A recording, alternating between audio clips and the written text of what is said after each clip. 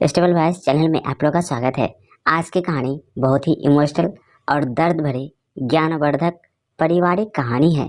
आइए इस कहानी को शुरू करते हैं। मेरा नाम रागिनी है और मेरी बहन का नाम सिमरन था। सिमरन के लिए बहुत ही अच्छे और अमीर घर से रिश्ता आया था, जो कि बहुत ही ज़्यादा अमीर लोग थे। उनके 3 बेटे थे, जिनमें से सबसे छोटे बेटे के लिए रिश्ता आया था। बाकी के 2 बेटे पहले से ही शादीशुदा थे। उनके घर में उनकी एक बूढ़ी माँ भी थी। मेरी बहन इस रिश्ते के लिए हाँ तो कह दी, लेकिन वह बहुत परेशान और डरी और सहमी सी रहती थी। हमारे घर में इनकार करने की वैसे भी गुंजाइश नहीं थी। अगर वह इनकार करती तो पापा तब भी उनकी शादी उसी से कर देते, क्योंकि पहले बड़ी बहन के साथ भी यही हुआ था। लेकिन अब सिमरन दीदी हद से ज़्यादा परेशान थी। मैं घर से सबसे छोटी थी, इसीलिए मुझे सबसे ज़्यादा चिंता रहती थी। मैंने दीदी से कई बार पूछा, लेकिन उसने मुझे कोई भी बात नहीं बताई।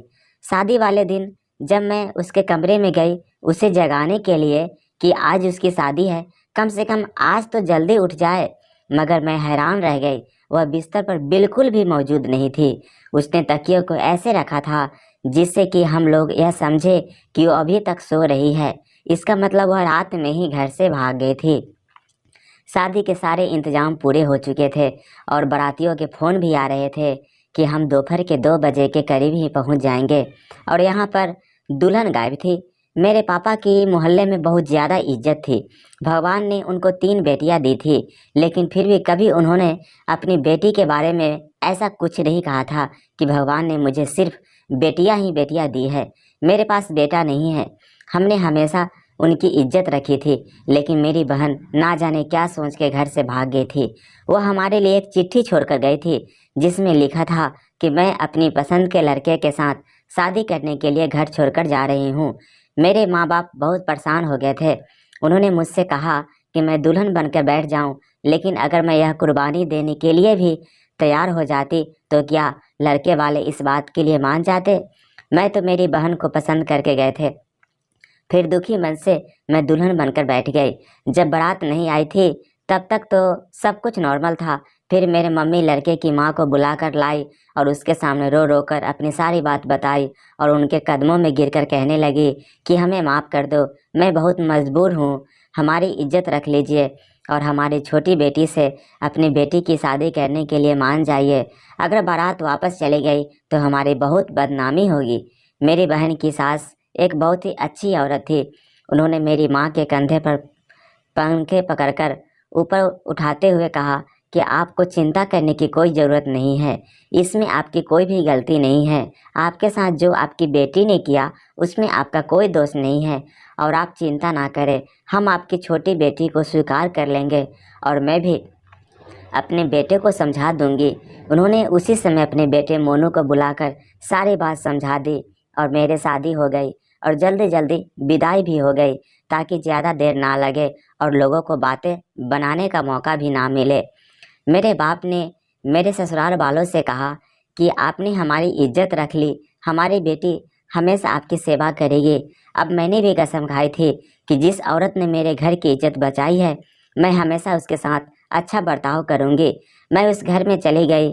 मैं अपनी सास के सबसे छोटे बेटे की पत्नी थी। उन्हें अपने छोटे बेटे से बहुत ज़्यादा लगाव था। अब मेरी सास ने मुझे कहा कि तुम्हें कोई परेशानी हो तो मुझे बता देना और तुम्हें परेशान होने की कोई ज़रूरत भी नहीं है। मेरी तीनों बड़ी बहुत ही अजीब है। मैं उनको पसंद करके लाई थी, लेकिन उन्हें अपना रंग दिखा दिया। तुम उनकी बातें एक कान से सुनना और दूसरे कान से निकाल देना, यह तुम्हारा अपना घर है। मैं बहुत परेशान थी, माँ बाप के लिए भी और अपनी बहन के लिए भी। लेकिन अब मेरी ज़िंदगी शुरू हो गई थी। मैं इस शादी के लिए बिल्कुल भी तैयार नहीं थी। मुझे क्या पता था कि आज मेरी बहन की जगह मेरी शादी हो जाएगी। मुझे लगा मेरी बहन खुद तो भाग गई और मुझे इस आग में झोंक गई है, लेकिन ऐसा कुछ नहीं था। वह तो बदकिस्मत थी जो इतने अच्छे घर को लात मारकर चली गई। चाहे वह किसी भी महल में क्यों ना गई हो, लेकिन यह बात उसके रिश्तेदार कभी नहीं भूलेंगे कि वह भाग कर आई है। कल को अगर भगवान ने उससे बेटी दे दी तो सब उसको यही कहेंगे कि तुम्हारी माँ अपने घर से भाग कर आई थी, लेकिन घर से भाग जाने वाले लड़की कहाँ इस बारे में सोचती है। इतनी सी बात इंसान को समझ क्यों नहीं आती। मेरी सास बहुत अच्छी महिला थी। वह कहते हैं ना कि जो इंसान अच्छा होता है उसके दिल में भगवान का डर होता है। वह इंसान बुरा नहीं हो सकता। बुरा इंसान हमेशा वही होता है जो भगवान को भूलकर बैठा होता है। मेरी सास पूरा दिन हाथ में माला लिए हुए पूजा अर्चना करती रहती थी। पता नहीं उसको देखकर मेरे दिल में एक सुकून आ जाता था। लेकिन इस घर में रहते हुए मैंने यह बात नोटिस की थी कि मेरी सास की उनके घर अपने घर में कोई भी इज्जत नहीं करता था। उनके पूछकर कोई काम नहीं किया करता था। यहाँ तक कि उनके बेटे उनके साथ हर वक्त बदतमीजी करते रहते थे। मेरी सास शुगर की मरीज़ थी, फिर भी उनके बेटे और बहू उनकी सेहत का बिल्कुल भी ख्याल नहीं रखते थे। लेकिन आज घर में करी चावल बने थे। मैंने सास को कहा कि आपकी सेहत के लिए चावल बिल्कुल भी अच्छी नहीं है, आपके लिए कोई और चीज़ बना दूँ। तभी उन्होंने कहा नहीं, मुझे आदत नहीं है, जो बन जाता है मैं चुपचाप वहीं खा लेती हूँ। अब मैंने अपनी सास से फिर से कहा कि चावल खाने से शुगर और बढ़ जाएगी। तभी सास ने कहा मुझे पता है, लेकिन मैं किसी पर बोझ नहीं बनना चाहती हूँ। मैंने कहा मैं अलग से आपके लिए सब्जी रोटी बना देती हूँ, आप फिक्र ना करें। सब्जी रोटी बनाने में थोड़ा ही देर लगती है। जैसे ही मैं सब्जी रोटी बनाने लगी तभी ऑफिस से मेरा पति मोनू भी आ चुका था।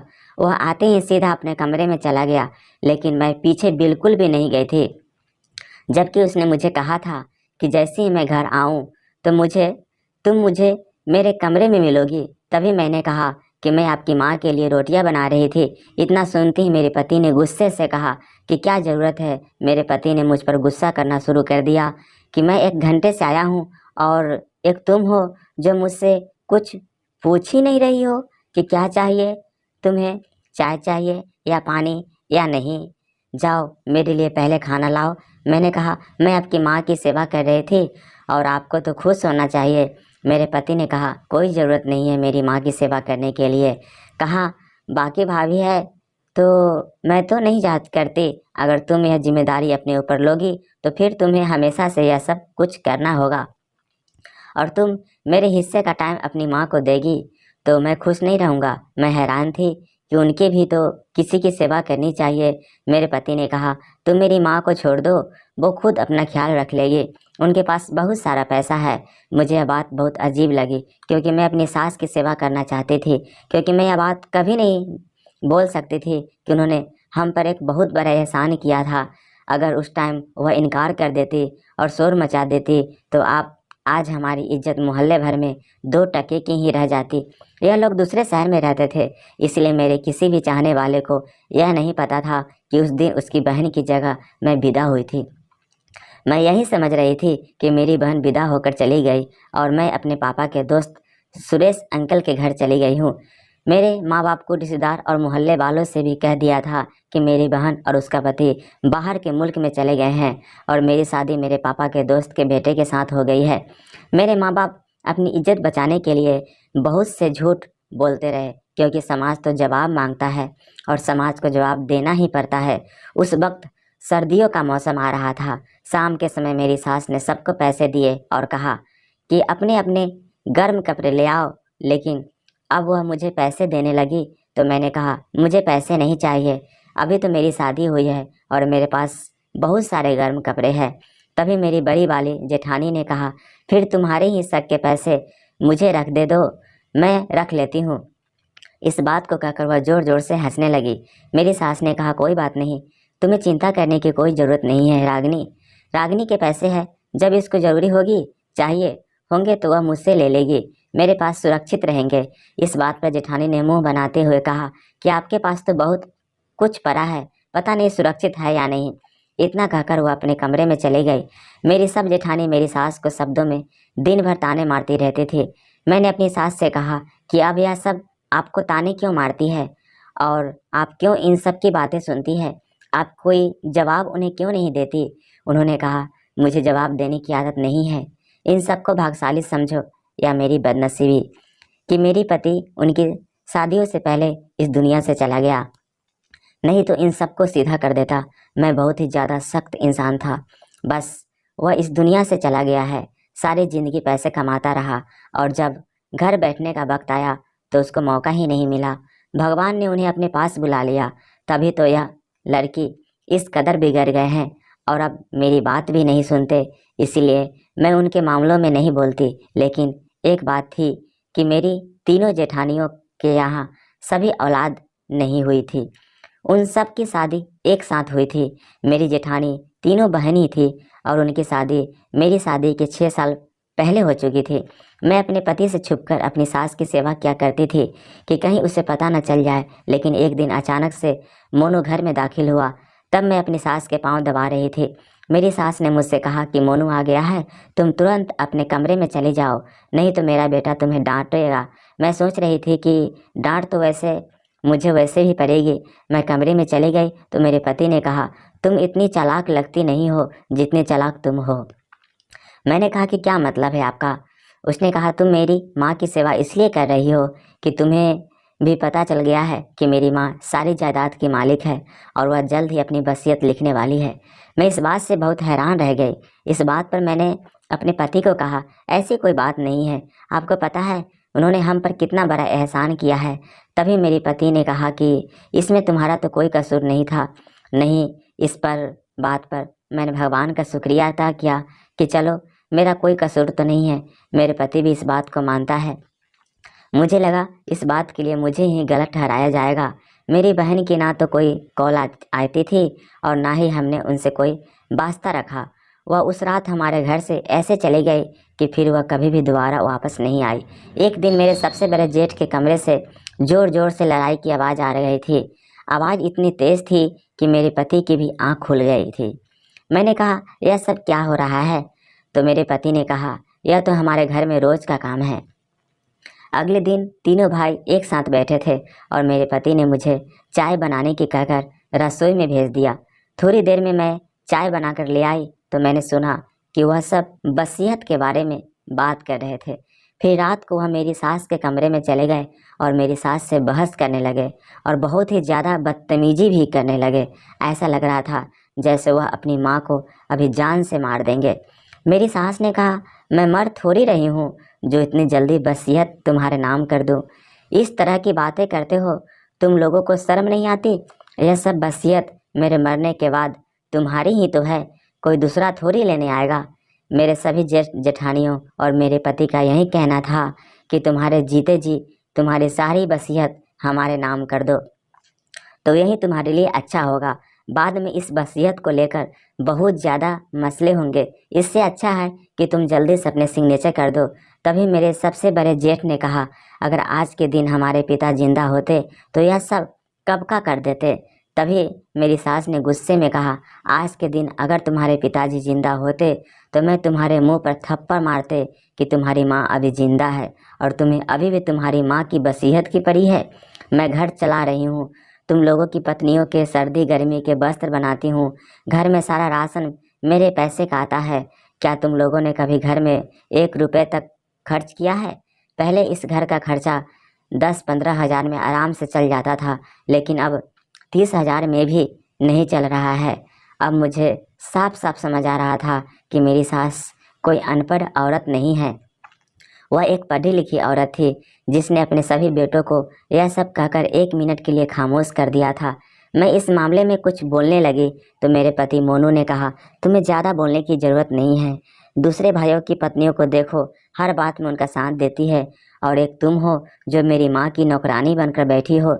ऐसा लगता है शायद तुम्हारी बहन तुमसे ज़्यादा समझदार थी। अब हम दोनों पति पत्नी में इसी बात को लेकर झगड़ा हो गया। हम इसी बात को लेकर एक दूसरे से बहस करते रहे।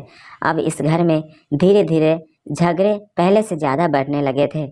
इन लोगों ने जानबूझकर अपनी माँ को परेशान करना शुरू कर दिया था ताकि वह तंग आकर खुद ही अपनी वसीयत अपने बेटों के नाम कर दे। घर में फिर से लड़ाई होने लगी।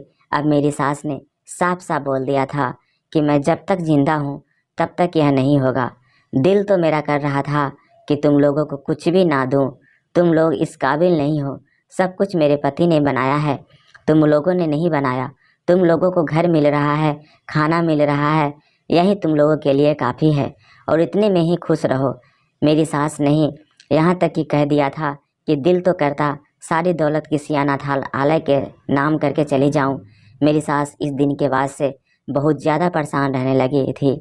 अब मेरे दिल में ख्याल आने लगे कि मेरी सासू माँ यह सारी बातें ज़रूर सोचती होगी कि हर एक माँ अपने बच्चे को कितनी तकलीफ़ से पैदा करती है और उसके जन्म के बाद भी उन्हें बहुत सारी तकलीफ़ उठाती है। जब तक माँ बाप जिंदा रहता है तब तक बच्चों के बारे में ही सोचता रहता है। और आज मैं 3 बेटों की माँ हूँ, लेकिन आज मुझे इस बात पर बहुत शर्मिंदगी हो रही है। उधर मेरे जेठ और मेरे पति ने प्लान बना लिया था कि प्रॉपर्टी के पेपर्स बनवा लेते हैं, उन पर माँ के सिग्नेचर की बजाय माँ का अंगूठा लगवा देते हैं और उनका पता भी नहीं चलेगा। माँ का ज़बरदस्ती अंगूठा लगवा लेंगे। लेकिन यह बात मेरी सास ने सुन ली थी और मेरी सास ने अपने बेटे को बहुत बातें भी सुनाई। यहाँ तक कि मेरी सास का रो रो कर बुरा हाल हो गया था और वह बेहोश हो गए थे। जब उन्हें होश आया तो उन्होंने मुझसे कहा कि मेरी औलाद अब तक इस हद तक गिर चुकी है और वसीयत के लिए किसी भी हद तक जा सकती है। अब और उसकी पत्नी भी दिन रात मेरी सास के साथ झगड़ा करके उनका दिमाग खराब करती रहती थी। मेरा पति मोनू भी उन्हीं की बातें सुनता था। मेरी सास ने कभी भी किसी भी बहू के साथ कोई बदतमीजी नहीं की थी, ना ही कभी गलत बर्ताव किया था। फिर भी पता नहीं वह सब क्यों उसके दुश्मन बने हुए थे। यह सोचकर मुझे बहुत बुरा लगता था। एक रात तीनों बेटे ने मिलकर वसीयत बहू पर बहुत लड़ाई की। सभी ने अपनी अपनी हद पार कर दी थी। आज तीनों बेटों ने अपनी माँ पर हाथ भी उठाया था। यह सब देख कर तो मेरी आंखों में आंसू आ गए थे। अगले ही दिन रात के झगड़े की वजह से मेरी सास की तबीयत खराब हो गई थी। मैं उनकी तबीयत का हाल जानने के लिए उनके कमरे में गई तो उन्होंने कमरे को अंदर से लॉक कर लिया था। मैंने सोचा वो शायद बहुत परेशान है, फिर मैंने उनको तंग करना नहीं चाहा। मैं समझ गई थी कि जब मेरी सास को पता चला था कि उनके बेटे अब बहुत गिर चुके हैं। अब हर रोज़ मेरी सास बहुत ज़्यादा उदास रहते थे, किसी पर भी भरोसा नहीं करते थे सिवाय मेरे। एक दिन मेरे पति ने कहा, माँ हम पर तो बिल्कुल भी भरोसा नहीं करते और हमारे साथ में हमारे हाथ से भी तो पानी का गिलास तक भी नहीं पीती, लेकिन वह तुम्हारे हाथ का पानी तो बड़े आराम से पी लेती है। तुम उनको किसी तरह पानी में मिलाकर बेहोशी की दवाई दे दो ताकि हम उनका अंगूठा लगवा लें। मैंने कहा मैं ऐसा हरगिज भी नहीं करूँगी। मेरे पति ने कहा कि इसमें तुम्हारा ही फायदा है, मेरे पास दौलत आएगी तो तुम्हें भी तो मिलेगी। मेरे बड़े भाइयों की पत्नियों को देखो कितनी समझदार है, बस मेरी ही किस्मत फूट गई थी जो मुझे तुम मिल गई हो। बस करो यह दिखावा, और यह दिखावा करके तुम्हें कुछ नहीं मिलेगा। वह तुम्हारी सास है और सास बहू में कभी भी दोस्ती नहीं हो सकती। मेरे पति ने मुझे पहले तो बहुत प्यार से समझाया, लेकिन जब मैंने साफ इनकार कर दिया फिर उन्होंने मुझे बातों बातों में ताने भी देने शुरू कर दिए। और एक दिन मेरे पति ने कहा, मैं तुम्हें तलाक दे दूँगा। मैंने कहा, आप जैसे इंसान के साथ रहने से अच्छा है मुझे तलाक ही मिल जाए। जो इंसान अपनी माँ के साथ धोखा करने को तैयार है, कल को पत्नी को भी बेच देगा। इस बात पर मेरे पति ने मेरे मुंह पर एक जोरदार थप्पड़ मार दिया।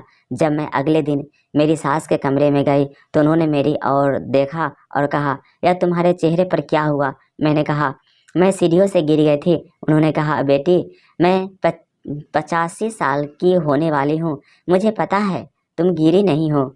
तुम्हारे पति ने तुम पर हाथ उठाया है, अब बताओ मुझे तुम क्यों झूठ बोल रही हो? मैंने कहा कि कोई वजह नहीं है, इस बार ऐसी ही लड़ाई हुई थी। मैंने अपनी सास को असल बात नहीं बताई। मैं उनको बताकर और परेशान नहीं करना चाहती थी, लेकिन वह मेरे सारे हालातों को समझ गई थी। मुझे देखते ही मेरे उसकी आंखें भर आई थी। इसी से तरह मेरी सास के और मेरे तकलीफ़ और बेचैनी में दिन गुजरने लगे। एक दिन ना जाने क्या हुआ, मुझे वक्त से पहले ही नींद आ गई थी, लेकिन आधी रात को अपनी सास के चिल्लाने पर मेरी आंखें खुल गई। मैं भागकर अपनी सास के कमरे में गई। मैंने देखा तीनों भाई और दोनों जेठानी वहीं खड़े थे।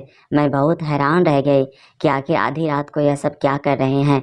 जब मैंने कमरे के अंदर जाकर जब सामने का दृश्य देखा तो समझ गई और मेरे कदमों तले ज़मीन निकल गई। मैंने वहीं पर तेज़ तेज़ रोना शुरू कर दिया। मेरे जेठ और जेठानी और मेरे पति सब अपने मकसद में कामयाब हो गए थे। उन्होंने अपनी माँ से जायदाद के पेपर पर जोर ज़बरदस्ती करके सिग्नेचर करवा लिए थे और अपनी माँ की दोनों टांगें तोड़कर अपने घर से बाहर निकाल दिया। रात के अंधकार में मेरे पति और जेठानी ने एक ऐसे घिनौने काम को अंजाम दिया जिसे देखकर हर कोई सुन्न रह जाता। अब धीरे धीरे दिन की रोशनी फैल गई थी। मेरी सास घर में नहीं दिख रही थी। दरवाज़ा भी बिल्कुल खुला हुआ था और कमरे में फर्श पर ढेर सारा खून गिरा हुआ था और बाहर आंगन में उनको घसीटने के निशान जमीन पर साफ साफ दिखाई दे रहे थे। तीनों भाई बहुत ज़्यादा खुश थे। उनके हाथ में प्रॉपर्टी के पेपर जो आ गए थे। अब मैंने उनको कहा कि आपने अपनी माँ के साथ बहुत बुरा किया है, भगवान आपको कभी माफ़ नहीं करेगा। यह सुनकर मेरे बड़े जेठ ने मेरे पति से कहा कि भाई, अब तुम्हारे पास बहुत सारा पैसा, अब तू करोड़पति बन गया है और इस तेरे जैसे पत्नी जैसी अनेक मिल जाएगी। मैं तो कहता हूँ इसको अभी के अभी घर से बाहर करो, नहीं तो कल को यह सारा सहारा सबको सच बता देगी। मैं गुस्से में उनको बहुत कुछ तो कहना आती थी, मगर मैंने कुछ नहीं कहा। लेकिन उस वक्त मेरे दिमाग में यही चल रहा था कि मैं जल्दी से जाकर अपनी बूढ़ी सास को मदद करूं, जिसके साथ इन सब ने मिलकर बहुत बुरा किया था। जायदाद अपने नाम करवाने के बाद उन्हें घर से बाहर फेंक दिया गया था।